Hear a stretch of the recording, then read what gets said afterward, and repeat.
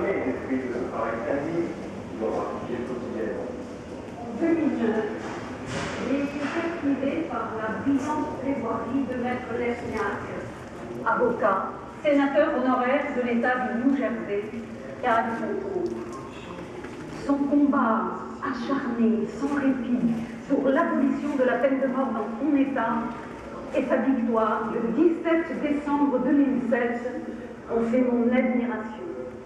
Je souhaiterais comprendre, mesdames et messieurs, pourquoi la plupart des personnes âgées se voient forcées de renoncer à ces droits fondamentaux.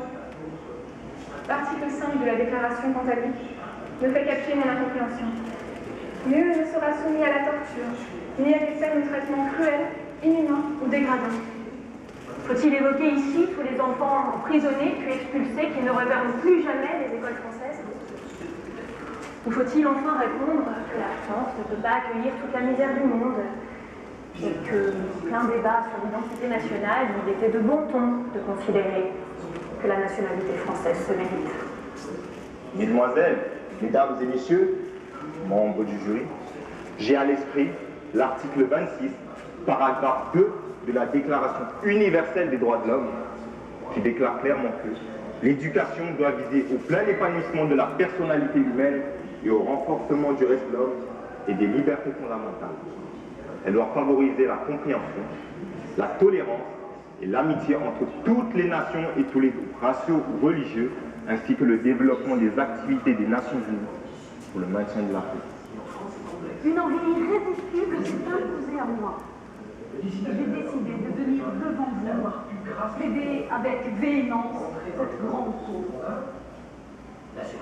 L'exécution de Teresa Lewis, qui était loin d'être une femme ordinaire, à peine lire et écrire, ayant un problème d'élocution sérieux, une déficience mentale et culturelle certaine, m'a choquée.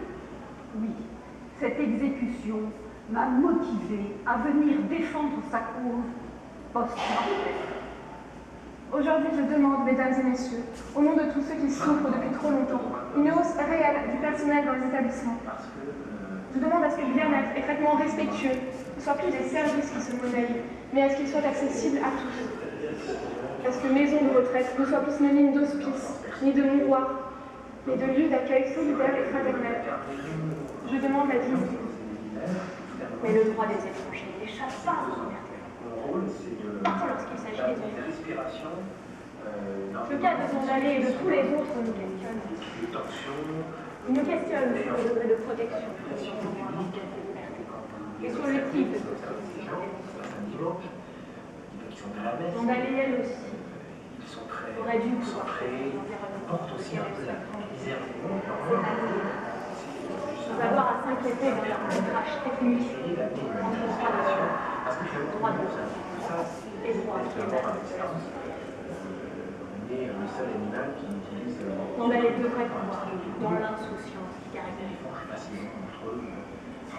sans avoir à risquer sa vie pour les histoires d'adultes et de procédures.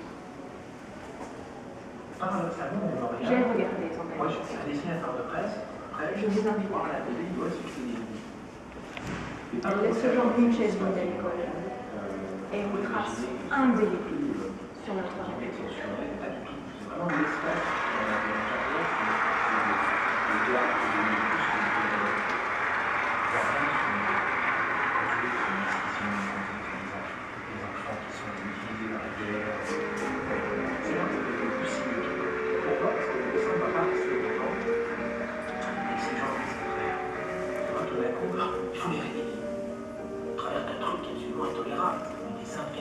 Cette agression, il faut les réveiller parce que sinon ils vont tomber dans des postures. Mon Dieu, je viens le dimanche, je participe. Et donc le dessin, c'est aussi genre, allez, réveillez. Aujourd'hui, mesdames et messieurs, j'accuse la société de perdre ses mères aux oubliettes. Je pense, oui, qu'il est choquant et même injustifiable que des individus dits personnes âgées soient entassés à trois dans des chambres froides et étroites. Je pense qu'il est bien triste que certaines maisons de retraite, établissements d'hébergement pour personnes âgées et dépendantes, soient devenus des asiles clos et malsains. Dans ma ligne, Sophie est une petite fille de 9 ans, souriante, pleine de vie. Une petite fille dont la grandeur n'est trahie